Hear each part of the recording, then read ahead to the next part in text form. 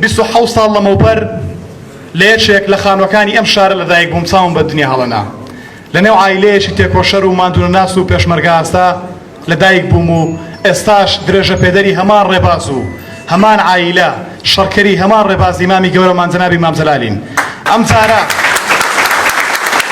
ئەم جارە یەکێتی نیشتیمانی کوردستان وەک چۆن کۆتری سپی و شنەی باین لە شەڕیشدا پڵنگین و ڕەشەباین بە دروشمی چەق قەڵەم دوانەی خەباتی هاوژینن بەیەکەوە پەرلەمان دەکەینە سەکۆیەک بۆ نەیارانی یەکێتی دەیکەینە سەکۆیەک بۆ تێکشکاندنی ئەم دەنگانەی کە دانەوێت دژی یەکێتی نیشتیمانی کوردستان بن.